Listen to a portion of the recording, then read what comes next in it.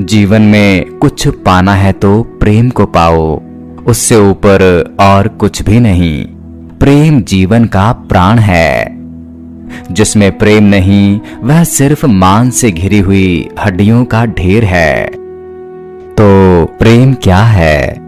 प्रेम जो कुछ भी हो उसे शब्दों में कहने का उपाय नहीं, क्योंकि वह कोई विचार नहीं है। प्रेम तो अनुभूति है। उसमें डूबा जा सकता है लेकिन उसे जाना नहीं जा सकता। प्रेम पर विचार मत करो, विचार को छोड़ो और फिर जगत को देखो। उस शांति में से जो अनुभव में आएगा वही प्रेम है। हम एक दूसरे में बह रहे हैं, हम जाने या न जाने। वैज्ञानिक कहते हैं कि जब तुम किसी की तरफ बहुत प्रेम से देखते हो तो तुम्हारे भीतर से एक ऊर्जा उसकी तरफ बहती है। अब इस ऊर्जा को नापने के भी उपाय हैं। वैज्ञानिक अपने उपकरणों से नाप सकते हैं। तुम्हारी तरफ से एक विशिष्ट ऊष्मा, एक गर्मी उसकी तरफ प्रवाहित होती है, ठीक वैसी ही जैसे विद्युत के प्रवाह होते हैं। और उसी प्रकार ठीक वैसी ही विद्युत धारा, एक ऊर्जा तुम्हारी तरफ से भी उसकी तरफ बहने लगती है। इसलिए अगर तुम्हें कोई प्रेम से देखे तो वह अपनी प्रेम की आंख को छिपा नहीं सकता। तुम पहचान ही लोगे। बस थोड़ी सी संवेदनशीलता चाहिए तुम्हारे भीतर।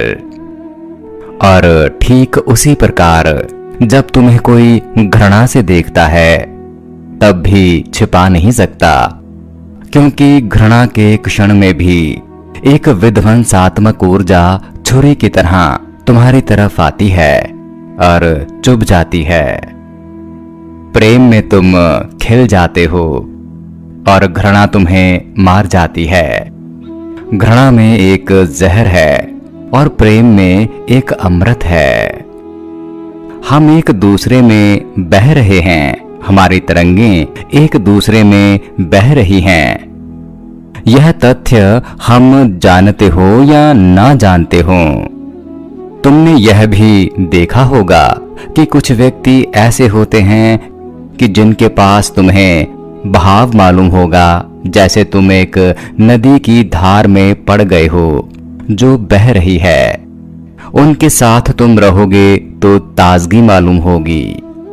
उनके साथ तुम रहोगे तो एक प्रवाह है, एक गति मालूम होगी। फिर कुछ ऐसे लोग हैं जो डबरों की तरह हैं। उनके पास तुम रहोगे तो ऐसा लगेगा कि तुम भी कुंद हुए, बंद हुए।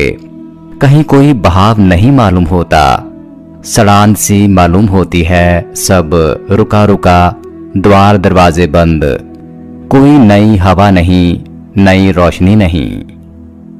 जिन व्यक्तियों के पास प्रवाह मालूम होता है, जिनके पास तुम्हारे जीवन में भी सकुरना होती है, तुम्हारे भीतर भी कुछ कंपने लगता है, डोलने लगता है, गति होने लगती है। उसका केवल इतना ही अर्थ है कि वे लोग तुम्हारे भीतर अपने प्राणों को डालते हैं। वे तुम्हें कुछ देने को तत्पर हैं। और जो तुम्हारे भीतर कुछ डालता है वह तुम्हें भी तत्पर करता है कुछ बांटने को, कुछ देने को। तुम्हारे भीतर भी प्रतिध्वनि उठती है, संवेदना उठती है। तो प्रेम जब भी कुछ दे पाता है तब खुश हो जाता है, और अहंकार जब भी कुछ ले पाता है वह तब खुश होता है। प्रेम को विचारो मत, उसे जियो।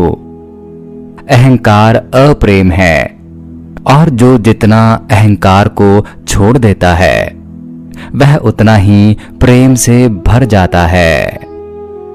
और याद रहे कि प्रेम तो तभी पैदा होता है जब तुम मिट जाते हो। तुम्हारे कुछ ना हो जाने की मिट जाने वाली जमीन पर ही प्रेम का फूल खिलता है। परंतु इस भौतिक जगत के संबंधों का प्रेम तो अहंकार से ही निर्मित होता है। और जिन्होंने प्रेम को जाना है वह कहते हैं कि प्रेम तो ऐसा होता है जहां तुम दूसरे को अपनी मालकियत दे देते हो, जहां तुम स्व इच्छा से समर्पित हो जाते हो, जहां तुम कहते हो तेरी मर्जी मेरी मर्जी। संघर्ष का तो कोई सवाल ही नहीं। और ऐसा प्रेम ही परमात्मा के द्वार की सीढ़ी बन जाता है। हरिओम तत्सत।